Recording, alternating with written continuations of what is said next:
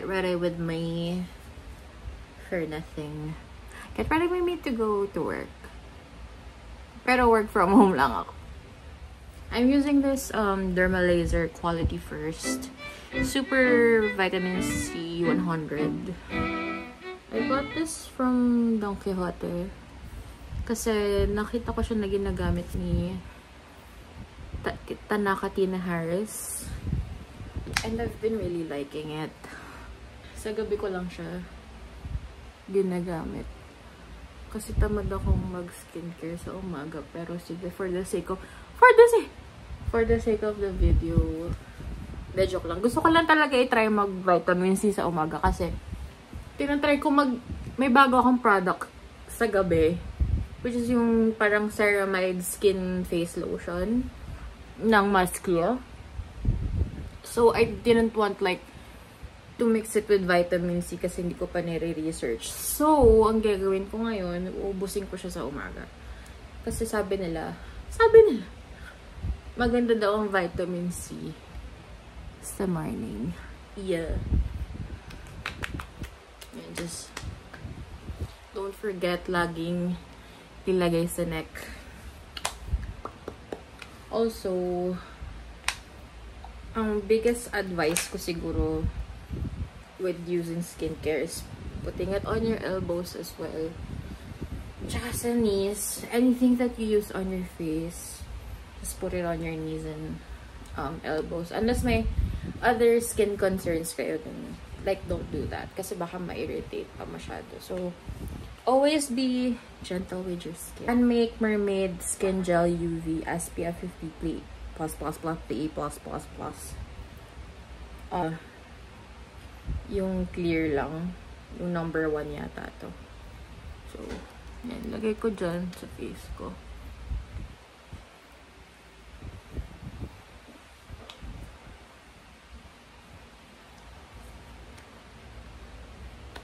Okay.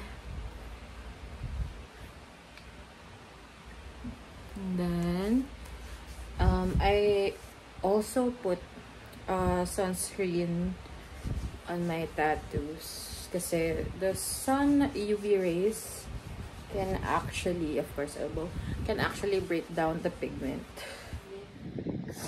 Transfer ko lang siya sa ganito para pag nag-travel ako. Pero ito yung Easy, ano ba yan? Active Foundation, and I'm in the shade NL 2.5, I think. I'm not a very good shade matcher. Pero go lang. Also, please don't judge. Please don't be in love with... Huwag niyong i-judge yung beauty blender ko. Kakahugas ko lang. Pero kasi, alam niyo yun, like, hindi ko matanggal yung tint. Anyway, go. Yan. Usually, try nating damihan ngayon. Kasi before, parang konti lang nilalagay ko. So, like, try natin damihan. Why not? Mag full face, as in full face, full digid tayo. Ganon. Yan. Down the neck din, of course. Okay, so, blend na tayo.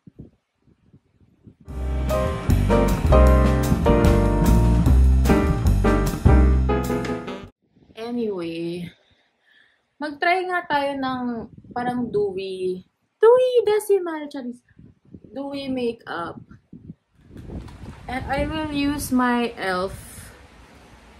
16-hour Camo Concealer in matte finish. Pero dagdagan natin siya ng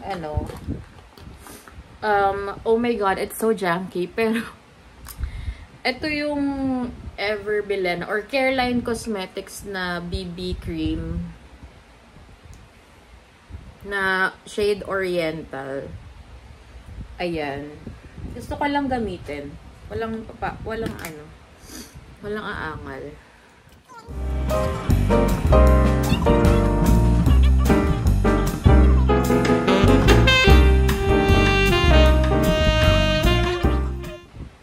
Ifo-focus ko lang like dito lahat.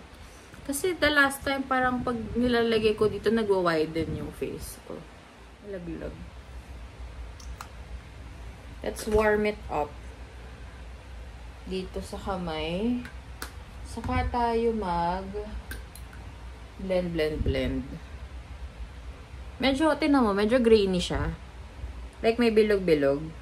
Pero, kapag binlend mo ng ganyan, mawawala siya. Like magme-melt. Feeling ko dala sa weather lang or something.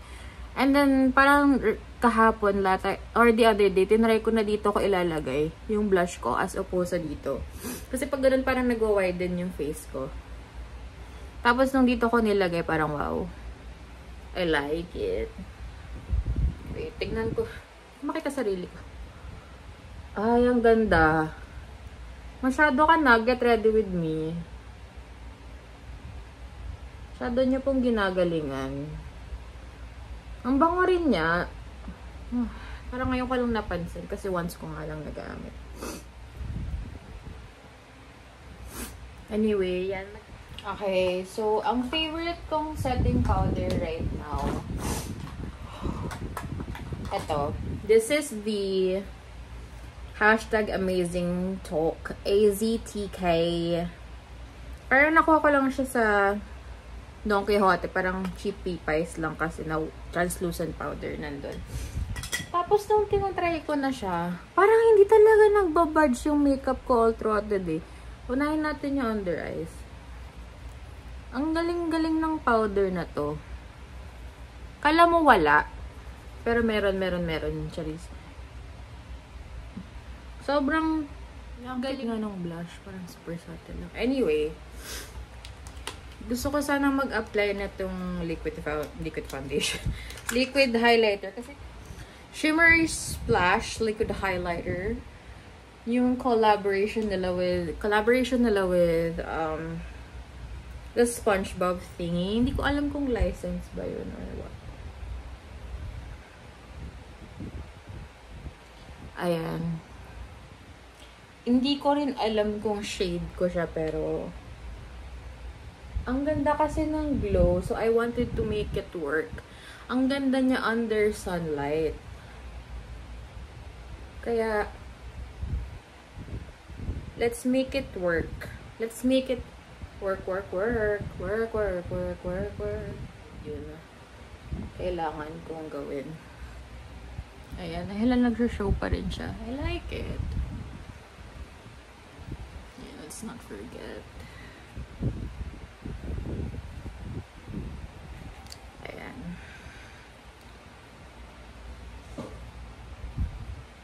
So, next is mag-bronzer tayo.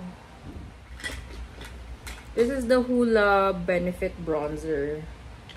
The Benefit Hoola Bronzer.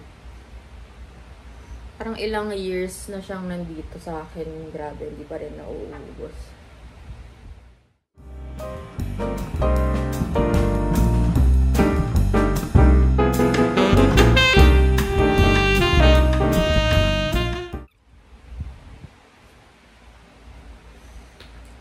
Tingnan nga natin.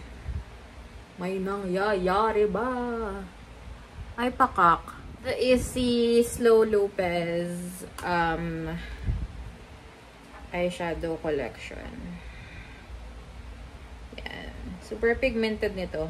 Pero itong gagamitin ko, ano lang, yung normal line lang nila. So, let's lay down our transition shade first. Hindi ko alam kung anong eye look yung gagawin natin. Pero, let's try for neutral muna. Kasi medyo bronze tayo. Parang maganda kapag neutral muna. So, kung meron kayong monolid katulad ko, huwag kayong mag-makeup lagi na naka-close eyes lang. Kasi pag dilat nyo, syempre wala na. So, try to look down. Open your eyes. Relax lang. Or kung gusto niya makuha talaga, naglo-look down ako. Tapos saka ako i-relax. Para makuha ko yung korte talaga na gusto ko. And from all the makeup that I've done all throughout the years, hindi nag-work sa akin yung i-bring pa ganon ito yung base mo. Mas nagwo-work sa akin kapag dinadarken ko talaga yung ditong part. I like this shade. First impression, ha? I like it. It's, parang it blended itself. Blended itself! Yeah. It looks really good. Tapos, lagyan natin ng darker shade. Kukuha ko dito sa ColourPop ko na Frozen 2 palette. Same brush na lang din, whatever. Clean ko na lang. Ayan. Just to like, give more definition sa outer. Tapos, parang ipupull ko siya papunta dito. Para may kulay naman yung lid ko rin. Ayan. Which is so nice. Kasi nag-lay down na tayo ng transition shade. So, it's blending seamlessly with other products. This is Essie, this is ColourPop. And it's blending really well together. Iwan ko yung mga chromatic shadows ng Essie. Ito, Metamorphosis yata yung tawag dito. Tinaray ko siya the other day. Sobrang ganda. But today, I wanna try this rosy, parang rose gold copper shade. So, yan. Yan muna tayo. Try muna natin siya with the brush. Tapos lalagay ko lang, wow. Lalagay ko lang siya sa, dumikit yata. Lalagay ko lang siya dito sa half ng lid ko. Ay, ang ganda niya, beshi. Holy moly. That looks so good with that, with the other shadows.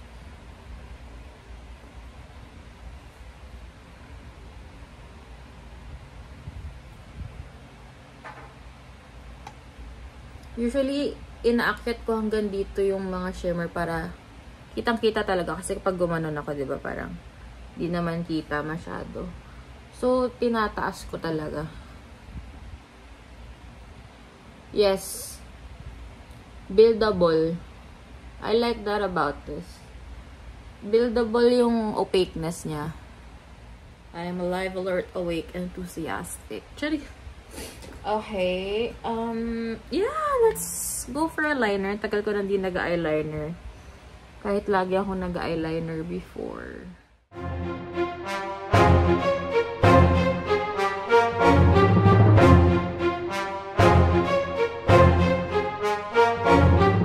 Peripera Pure Blush Suncheek Milk Tea Coral. Yun yung shade niya. So, lagay ko lang dito. Kunti lang. Kasi parang the other day nadamihan ko. Ayan.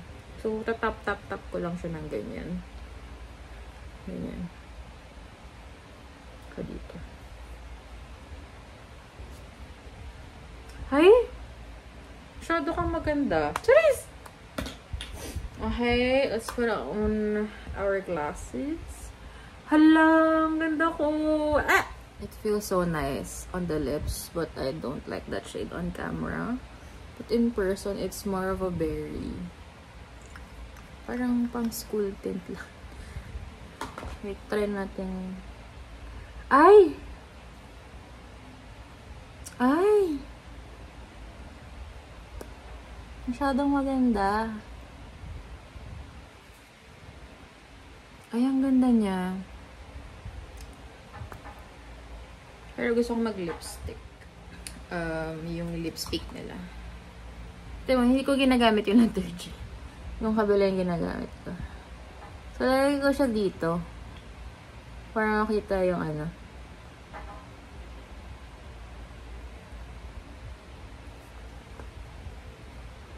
Ay! Masyado! Masyado ka!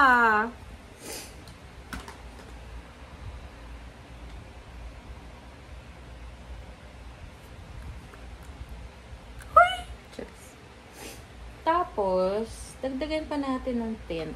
Medyo, ano siya eh, kaka mag-fade throughout the day. So, kapalan natin. Uy, I like this. I like this. Ito talo na sa ating, ano, Tony Moly lip tint.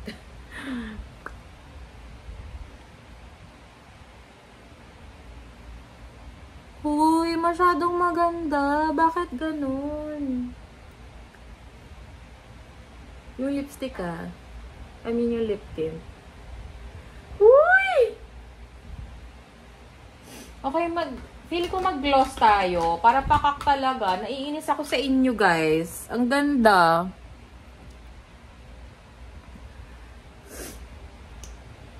Ano to? Apu lip gloss. Hindi ko alam kung available siya sa Shopee. Pero hanapin nyo na lang. Kasi nakuha ko to sa Donkey ulit.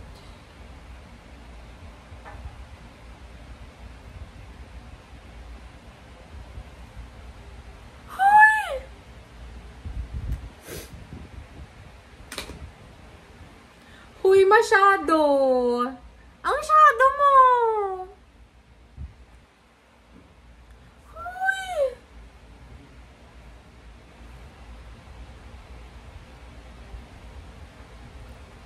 Huy!